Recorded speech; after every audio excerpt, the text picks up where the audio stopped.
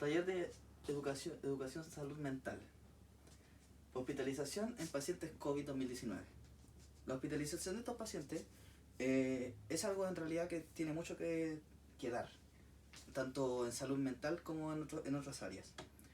ya que los pacientes están postrados y solos, aislados, no tienen un apoyo tanto emocional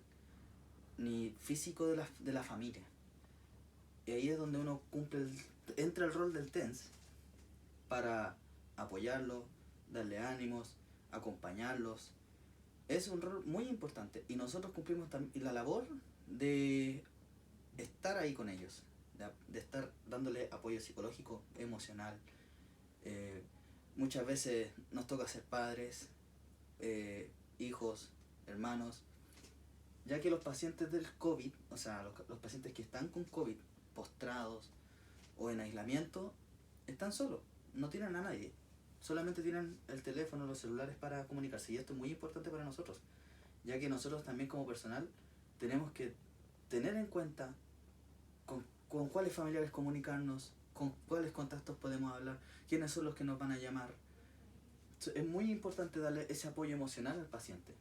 También hay que enseñarle al paciente a tener autocontrol, ya que el paciente al estar encerrado empieza a sufrir de ansiedad, de depresión, de trastornos también, tanto como psicológicos y trastornos alimenticios, que no comen, no toman agua, hay muchos que se deshidratan y hay que estarlos controlando también. Bueno, lamentablemente para los pacientes que están en esta situación es bastante difícil, y ahí entra también lo que es el área de tratamiento medicamentoso y psicológico que va por parte de los médicos, que ahí es un conjunto tanto de los médicos, enfermeros y TENS. Bueno, nosotros también tenemos que enseñar a la familia lo que es cómo es el tratamiento de los COVID, ya que en este caso los COVID, o sea, los pacientes COVID en sí entran, puede un día un paciente entrar muy bien y al día siguiente estar entubado. Para un familiar esto es muy choqueante, y nosotros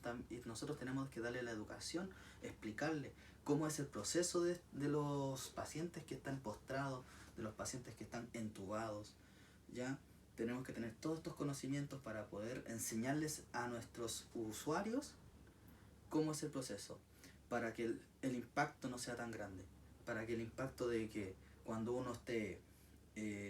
frente a ellos, viéndolos a través de una ventana, por decirlo así,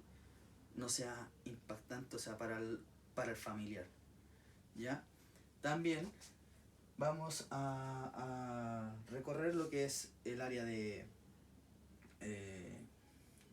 el área del, como dije anteriormente, lo que era los trastornos alimenticios.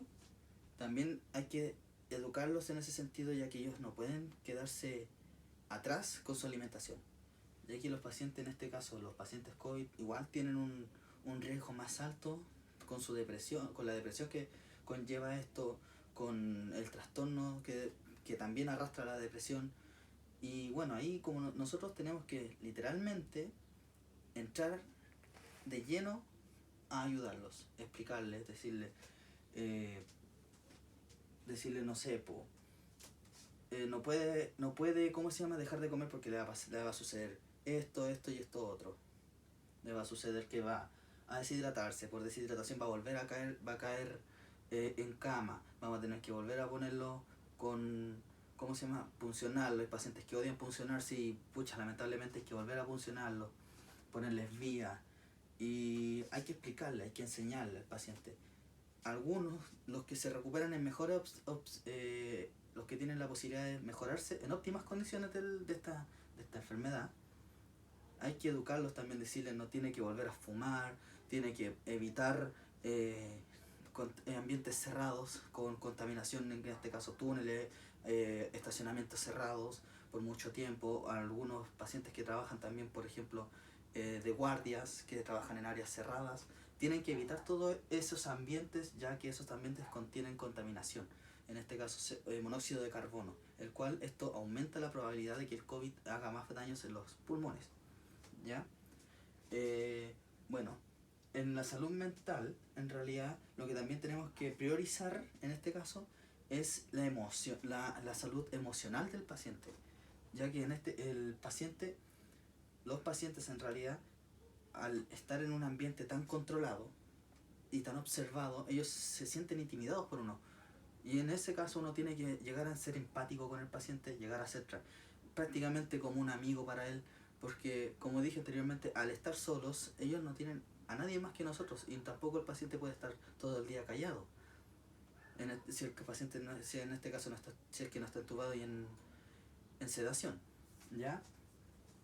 Y pues bueno, uno tiene que priorizar en realidad muchas de las cosas de las que hemos hablado,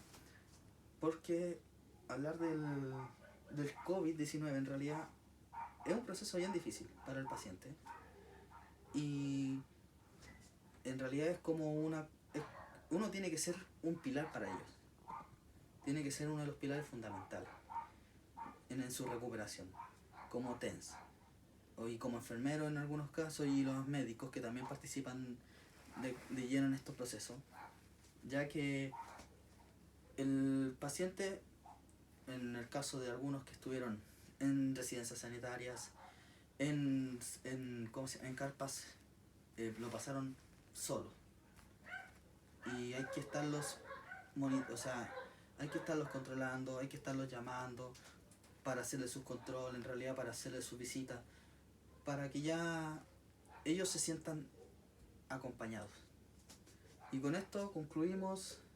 el taller de salud mental de hospitalización de COVID-19.